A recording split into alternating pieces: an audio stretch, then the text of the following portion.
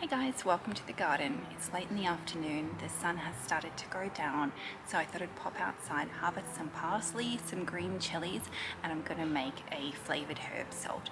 I tried this last week with some other herbs, some thyme, some sage, and some different herbs from the garden. So I really loved it. I've been using it in almost everything.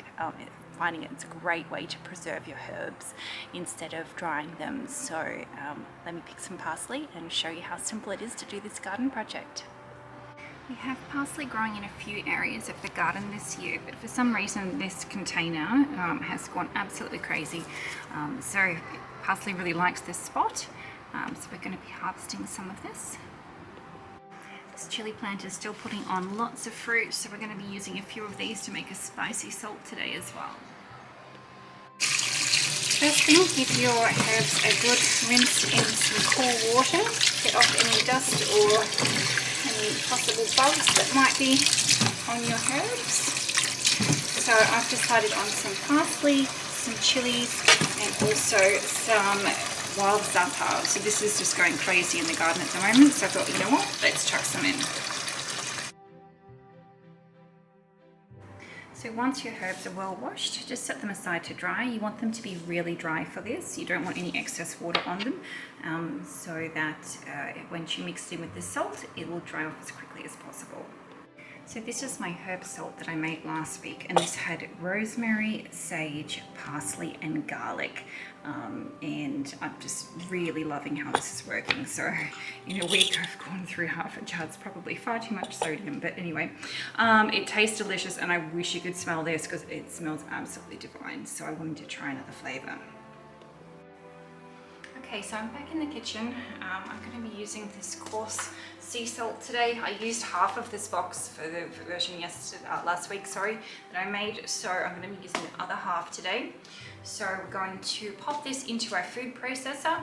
We're going to roughly chop our herbs just to break them up a little bit. We're going to pop them on top, and then we're going to blend in the food processor, and that's about it really. So let's get started. Okay, so here I have my food processor. Just going to fill it with the salt at the bottom. Okay. So this is about halfway full of salt. Okay, so we have some chili, some wild za'atar, some garlic, and some parsley. The parsley stems are okay. I've roughly chopped them. If you're using something like rosemary, take the stems out. Just to keep the salt looking nice at the end. We've got salt in the bottom and herbs on the top.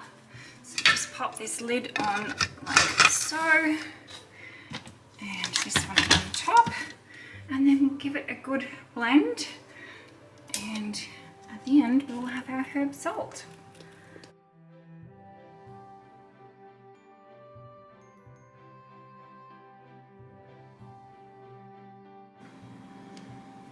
So this smells incredible.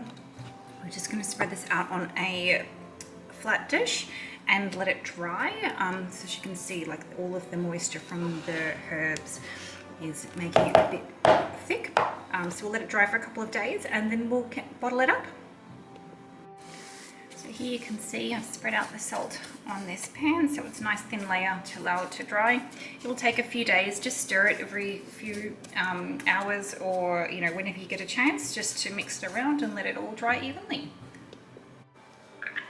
So I'm really happy. I've got my jars from last week's experiment with the rosemary, sage, parsley, garlic in here, and some thyme as well actually. And then I've also got my new tray of today's project of the salts. So I'm really enjoying this. It's such an easy way to preserve your herbs, and really sort of quick way to add flavor to your dishes. And I think I'm going to be using this more than just dried herbs. Let me know if you give this project a go.